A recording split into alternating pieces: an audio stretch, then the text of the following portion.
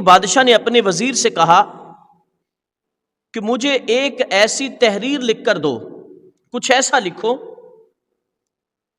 کہ جب میں اسے دیکھوں نا خوشی کے وقت،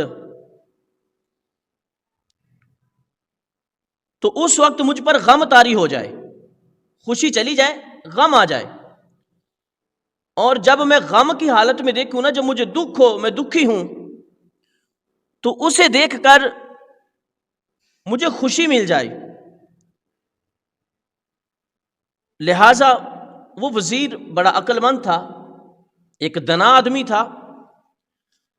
آج ہماری جو دوستیاں ہیں نا، وزیر کسے کہتے ہیں کہ تم جسے اپنے نیچے رکھتے ہو، جس سے صلاح مشورہ کرتے ہو، وزیر کہا جاتا ہے، مشیر کہا جاتا ہے، جو تمہارے بعد تمہارے معاملات کو دیکھتا ہے۔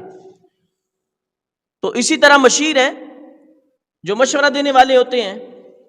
حضرت علی رضی اللہ تعالیٰ عنہ کی بارگاہ میں عرض کی گئی، علی جاں، یہ جتنا جنگ و جدل، یہ جتنا نظام خراب آپ کے دور خلافت میں ہوا، یہ پہلے جو خلفاء گزرے ہیں ان کے دور میں اتنا یہ خراب نہیں ہوا۔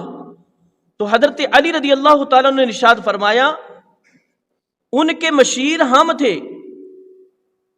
تو جب ہم مشورہ دیتے تھے، ایسا مشورہ دیتے تھے، وہ اس پر عمل کرتے، اور کبھی بھی کوئی کام خراب نہ ہوا، کبھی بھی کوئی نقصان نہ ہوا، کبھی بھی بد امنی نہ ہوئی۔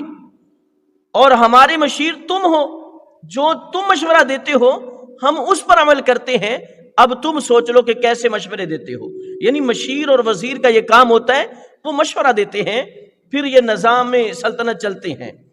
تو پہلے کے لوگ دنا لوگوں کو اپنا دوست بناتے تھے، اپنا وزیر رکھتے تھے، ان سے مشورہ کرتے تھے اور ان کے ساتھ رہنا پسند کرتے تھے۔ اور آج ہم اپنی دوستیوں کو دیکھیں، ہمارا جو معاشرے کا بدنام بندہ ہوگا نا، معاشرے میں جو بدماشی دکھانے والا ہوگا، جو چلاک ہوگا دنیا داری کے معاملے میں، اور جو دوسروں کو ڈرانے والا، دھمکانے والا، طاقتور ہوگا، ہم اس سے دوستی لگانا پسند کریں گے۔ کبھی یہ نہیں دیکھیں گے کہ یہ دین والا کتنا ہے، یہ میری بلائی کتنی چاہتا ہے، یہ مجھے اچھا مشورہ کتنا دے گا، تو یہ میری زندگی میں کیا اہمیت رکھتا ہے، یہ ہمیں اس کا اندازہ نہیں ہے۔ ہم صرف یہ دیکھتے ہیں کہ دنیا داری کے لحاظ سے یہ کتنا شاطر آدمی ہے، ہم اس سے دوستی کرتے ہیں۔ تو حالانکہ دوستی اس سے ہونی چاہیے جو دنا ہو، تمہیں اچھا مشورہ دینے والا ہو۔ تو بادشاہ وقت جو ہوتے تھے وہ وزیر مشیر اسے بناتے تھے جو دنا لوگ ہوتے تھے۔ اب دنا نے جو کیا وہ آپ سنیں۔ تو جب بادشاہ نے کہا نا ایسی تحریر لکھ کر دو کہ جب میں اسے خوشی کے وقت دیکھوں تو خوشی چلی جائے، غم آ جائے، جب غم کے وقت دیکھوں تو وہ غم چلا جائے، خوشی آ جائے۔ اب آپ سے میں پوچھوں یا مجھ سے کوئی پوچھے کہ کوئی لکھنے کے لیے کہے تو ہم کیا لکھیں گے؟ ہم سوچیں گے کیا لکھیں ایسا، یہ کیا بات ہوئی کہ جب خوشی کے وقت دیکھیں تو غم آ جائے، غم کے وقت دیکھیں تو خوشی آ جائے، یہ کیسے ہو سکتا ہے؟ تو اس وزیر نے، اس دنا آدمی نے کیا لکھا؟ صرف چند لفظ لکھے۔ وہ چند لفظ کیا تھے؟ یہ لکھا کہ یہ وقت بھی گزر جائے گا، یہ وقت بھی گزر جائے گا۔ کیا لکھا ہے کہ تحریر میں کاغذ پر؟ یہ وقت بھی گزر جائے گا، بس اتنا لکھا، یہ وقت بھی گزر جائے گا۔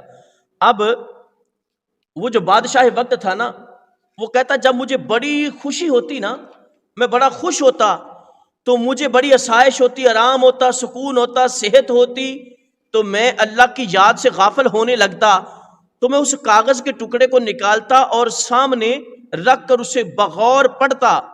تو جب میں اسے پڑھتا نا تو اس پہ لکھا ہوا تھا یہ وقت بھی گزر جائے گا، تو میں غمگین ہو جاتا کہ یہ خوشی کا وقت بھی گزر جائے گا، اب خوشی آئی ہے، یہ وقت گزر جائے گا۔